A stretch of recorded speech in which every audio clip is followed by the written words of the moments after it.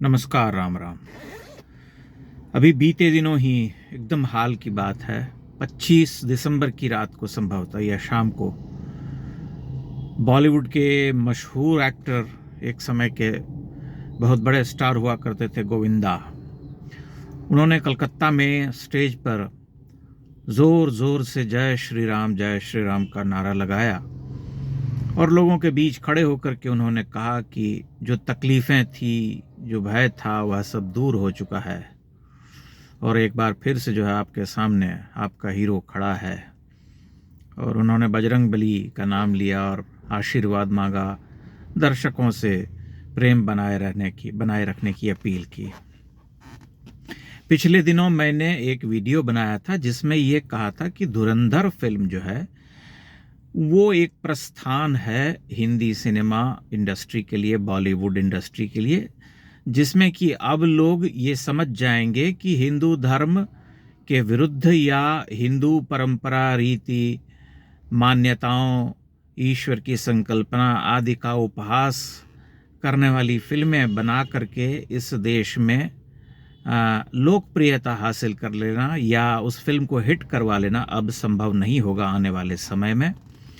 और धुरंधर ने कि एक नई शुरुआत की है कि जो रियलिटी है, जो वास्तविकता है भारत पाकिस्तान के बीच का, जो जटिल और कटुतापूर्ण संबंध रहा है ये पिछले कई दशकों का, जिसमें कि पाकिस्तानी सेना, आईएसआई, आतंकवादी के रक्त रंजित चेहरे को दिखाने के बदले हमेशा जो है हमने एक रोमांटिसिज्म उसके इर्द गिर्द बुना, प्रेम और रोमांस की कहानियां बुनी। उस तरह की फिल्में अब नहीं बन पाएंगी।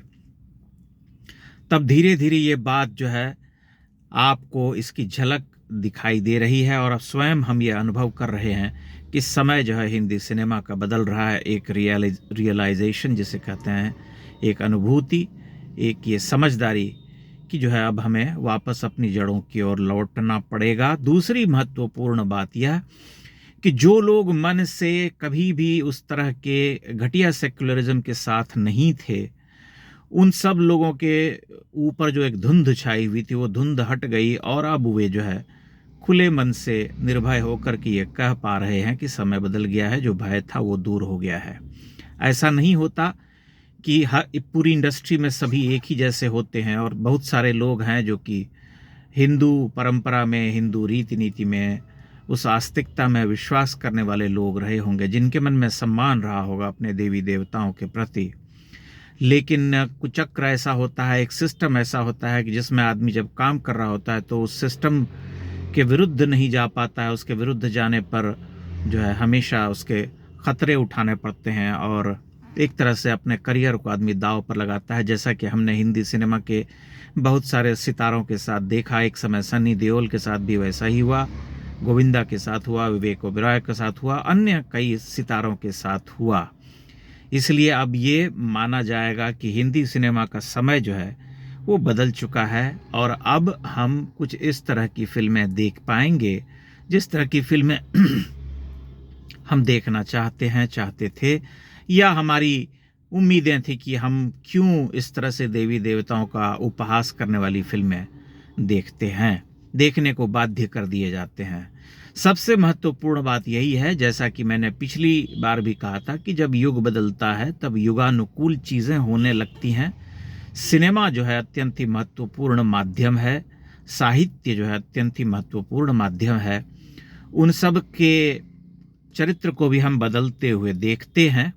इसलिए अब जो है युगानुकूल फिल्में बनेंगी, युगानुसार बातें कही जाएंगी, क्योंकि ये कांग्रेस की आइडियोलॉजी वाला या उस झूठी सेकुलरिज्म वाली जो तिथि थी या जो समय था वह समय नहीं रहा। और इसमें एक बहुत बड़ा बदलाव जो है वो एक घटना से आया है जिसे आप मना नहीं कर सकते, और वो घटना है अयोध्या में भगवान राम की मूर्ति की स्थापना और भव्य मंदिर का निर्माण। 1 वर्ष 1.5 वर्ष पहले जो है मैंने एक लेख में इस बात का जिक्र किया था कि भगवान राम से हम ट्रेस करते हैं चीज़ों को। भारत में जो परंपरा है, जो आदर्शवाद है, उसका कोई प्रतीक चिन्ह अगर है, कोई प्रतीक पुरुष अगर है, कोई महापुरुष है जिससे हम जीवन में बहुत कुछ सीखते हैं, तो वो महापुरुष भगवान राम हैं। संभवतः ऐसा नहीं कि भगवान राम से पहले महापुरुष नहीं हुए, उनके ही कुल में अनेक लोग हैं, बड़े महान तपस्वी हैं, राजा हैं, दानी हैं, गो के लिए अपना शरीर तक देने को जो है तत्पर हो जाते हैं, तमाम ऐसे लोग हैं। लेकिन भगवान राम कुछ ऐसी जो है मर्यादा की स्थापना करते हैं अपने जीवन में, जो कि उदाहरणीय बन जाता है, और उससे हम जो है हम बहुत कुछ आरंभ करते हैं। तो भगवान राम की मूल प्रतिमा की स्थापना और अयोध्या में उनके मंदिर का जो निर्माण है, वह एक नए युग का सूत्रपात है।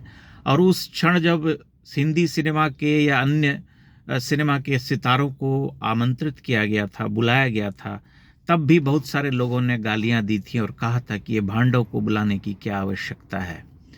तब भी मैंने यही कहा था कि इन्हें बुलाया जाना एक अच्छी घटना है, सबको आदर देना चाहिए और उन्हें सुधरने का अवसर भी मिलना चाहिए, रियलाइजेशन का अवसर मिलना चाहिए, आत्मावलोकन का जो है एक क्षण है जिसमें ये अनुभव कर सकें कि उनके आराध्य के मंदिर के लिए 500 वर्षों का संघर्ष जो है भारतीय समाज को करना पड़ा।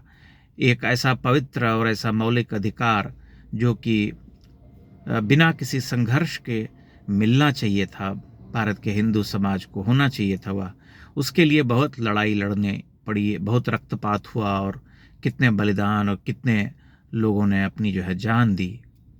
तो हमें यह समझना पड़ेगा कि भगवान राम के मंदिर निर्माण से जो सूत्रपात हुआ है नए युग का, वह बहुत बड़ा संकेत देता है और युग परिवर्तन की जो आहट है उसे हम दरकिनार नहीं कर सकते, उसे हम अनसुना नहीं कर सकते।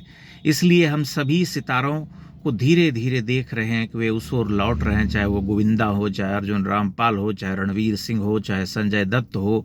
अगर ये लोग मुक्त कंठ से संघ की प्रशंसा कर रहे हैं, प्रधानमंत्री नरेंद्र मोदी की प्रशंसा कर रहे हैं, उनको जन्मदिन पर बधाई संदेश दे रहे हैं, तो ये सब जो परिवर्तन देखने को मिल रहा है, इसे हम हवा हवाई नहीं कह सकते। इस परिवर्तन के हम साक्षी हैं और आने वाले समय में हम देखेंगे कि बहुत कुछ जो है बदल रहा है, क्योंकि इसे बदलना ही पड़ेगा। युग जब बदलता है तब जो है कला को भी बदलना पड़ता है। कला जो है अपने युग का प्रतिबिंब करती है, साहित्य भी वही है, सिनेमा भी वही है। इसलिए बॉलीवुड के सिनेमा को भी बदलना पड़ेगा।